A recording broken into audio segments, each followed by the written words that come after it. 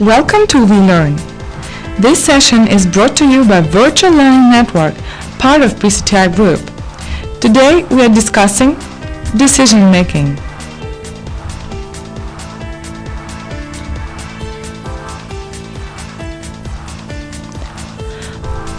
Life is the sum of all your choices. It was said by Albert Camus. We make decisions every day. Everything we say and do is the result of a decision, whether we make it consciously or not. For every choice, big or small, there is no easy formula for making the right decision. The best you can do is to approach it from as many perspectives as possible, and then choose a course of action that seems reasonable and balanced at the time. There are processes and techniques to improve decision making and the quality of decisions. Decision making is more natural to certain personalities, so these people should focus on improving the quality of their decisions. People that are less natural decision makers are often able to make quality assessments, but then need to be more decisive in acting upon the assessments made. Let us get acquainted with the decision-making process. Step 1. Before you begin, try some deep breathing. It helps clear your mind so that you are calmly figuring out the solution instead of worrying about outcomes. Step 2. Define and clarify the issue. Does it warrant action? If so, now? Is the matter urgent, important, or both? Step number 3. Gather all the facts and understand their causes.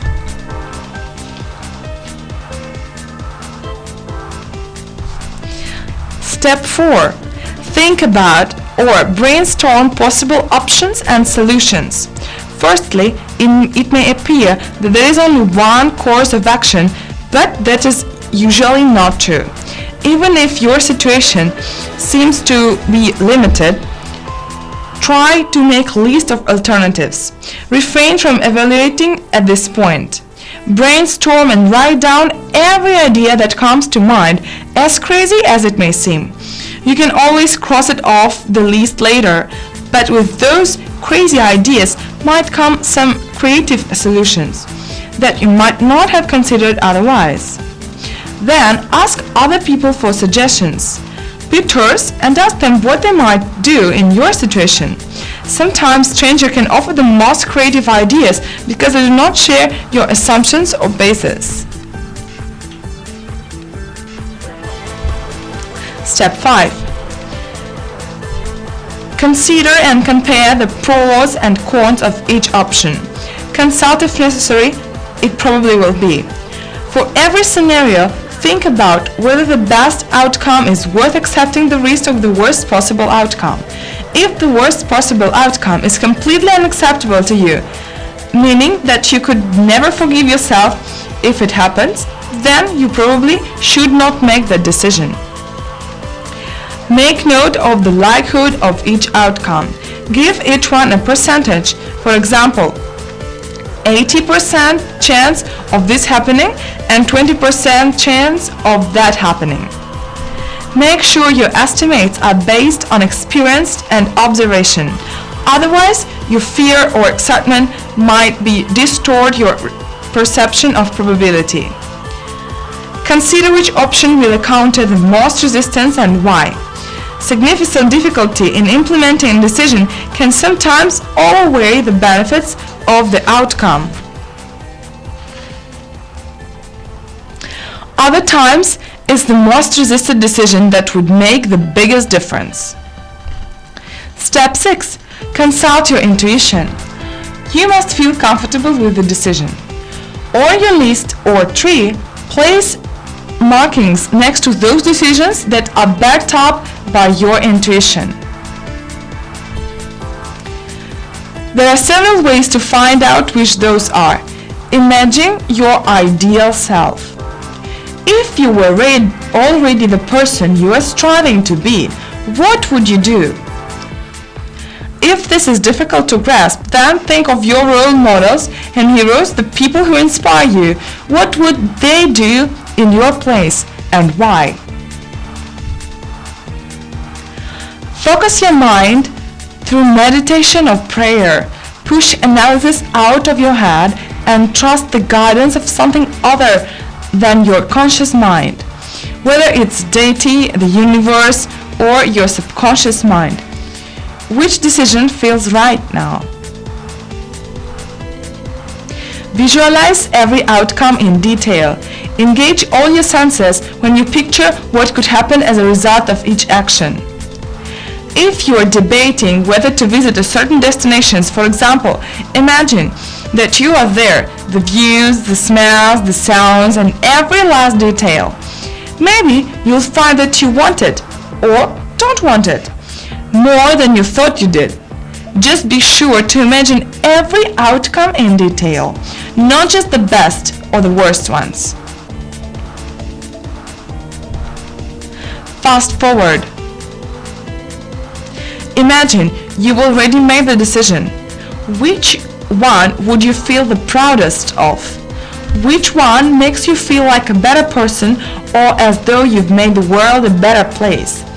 If you were on your deathbed, looking back on your entire life, which decision would you be most likely to regret? Step number 7. Make a choice. This is of course the hardest step, but there hopefully will be a decision on your list that is backed up by both logic and intuition. It should have a much more plus signs than negative signs, and it should have your intuitional's approval. If things don't match up clearly though, ask for advice from people you trust. No matter which decision you make, be prepared to accept responsibility for every outcome. If things don't work out, it's always better to have a made conscious decision than to have been careless. At least you can say that you did the best you could. If you can, make a backup plan in preparation for any negative outcome. Think ahead. The best decision makers aren't people who never make mistakes. They're people who hope for the best and prepare for the worst. Step number 8. Implement your decision wholeheartedly and joyfully. Once you have made a decision, implement it totally. At this stage, don't be confused by thinking about the other potential alternatives that you did not pick up. Step number 9. Evaluate your decision. This is the most important step. If you don't evaluate your decision afterward, you won't learn anything from it. Ask yourself whether the outcome was what you expected. Would you do it again? What do you know now that you didn't know before? How would you turn this lesson learned into advice? By drawing insight and wisdom from every decision you make, you can ensure that every choice has at least one positive outcome. Now, let's see pros and cons decision-making method. Pro means for and con means against. In other words, advantages and disadvantages. Some decisions are simple to make, no matter whether to make a change or no, such as moving, taking a job, or buying something, selling something, replacing something, and etc. Other decisions involve number of options. They are concerned more with how to do something involving number of choices. Now it's time to start. First, you will need a separate sheet for each option. On each sheet, write clearly the option concerned and then beneath it the heading pros and cons, or advantages or disadvantages, or simply for and against. Many decisions simply involve the choice of whether to go ahead or not, to change or not.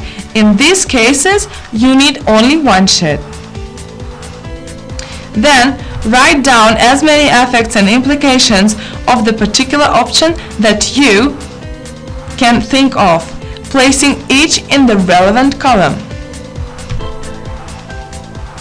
If helpful, weight each factor by giving it a score out. Give 1, 3, or 5 points. For example, 5 being extremely significant and 1 being minor significant. When you have listed all the points, you can think of, for the option concerned, compare number of total score of the items between the two columns. This will provide a reflection and indication as the overall attractiveness and benefit of the option concerned. If you have scored each item, you will actually be able to arrive at total score, being the difference between the pros and cons column totals. The bigger the difference between total pros and total cons are, then the more attractive the option is.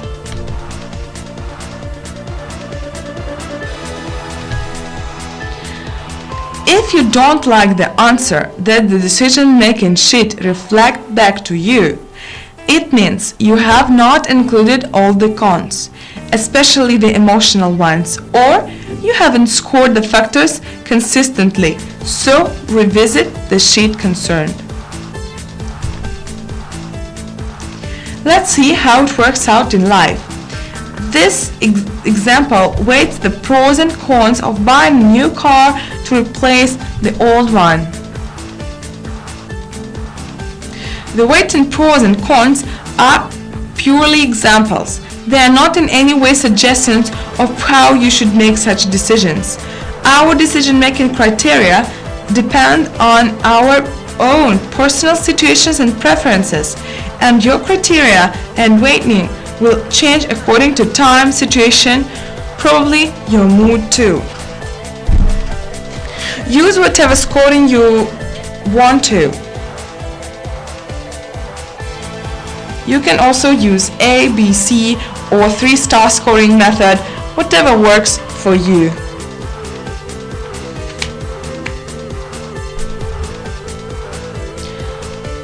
So now we can see in the first column the best score goes to the option lower service costs, obviously because this will be a new car. In the column next to it, which is cons, the highest score is 5, which goes to cost outlay will mean making sacrifices. So it means that the person will have to make decisions and save some money and spend some money back. So if we count both columns, pros and cons, pros for advantages, the score is 20 and number of points is 5. Another column, number of points is 6 and the score is 16. So, in the above example, on the basis of pros and cons and the weighting applied, there seemed to be a clear overall advantage in the decision to go ahead and buy a new car.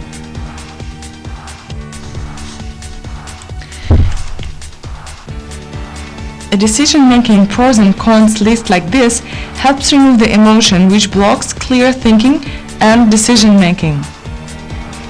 It enables objectivity and measurement rather than reacting from instinct or avoiding the issue altogether. The total weighted scores are the main deciding factor rather than the total number of pros and cons, although there is no scientific right or wrong way to consider the total number of pros and cons compared with the total weighted scores.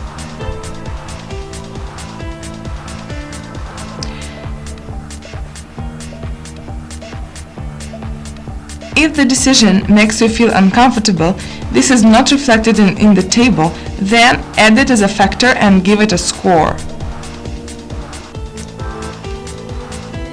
seeking feedback or input from a trusted neutral friend can be helpful in confirming your factors and their scores. Tips for decision making. Don't overthink it. If you try too hard, you may miss the obvious. Consider that all your options may be about equally good if you have thought about the decision for a very long time. In that case, all the options may have great advantages and great disadvantages. You would have already made a decision if one of the options could be proven to be significantly better than the previous one. No scenario is perfect. Once you have made a decision, carry it out wholeheartedly as best as you can without regrets or without worrying about the other alternatives you did not pick up. Remember that you may not have enough information to make a good decision. Do more research if you're having trouble narrowing down your options. Also, realize that the information you need may not be available to you. After reviewing all the information you have, you may have to go ahead and make a decision. After your decision is made, new major information may come to light, suggestions, alterations to, or the wholesale rehearsal of your original decision. Don't be afraid to go through the decision-making process again if this happens. Don't get lost in the decision-making process. Give yourself a time limit if you have to make the decision soon, or if the decision is relatively unimportant. There is a risk of paralysis by analysis. If you are trying to decide what movie to rent this weekend, don't spend an hour writing down the titles. Don't get too hung up on keeping your options open. Researchers have found that our aversion to letting doors close, so to speak, results in poor decisions. I hope you learn how to make effective decisions without wasting time and energy. Thank you and happy learning.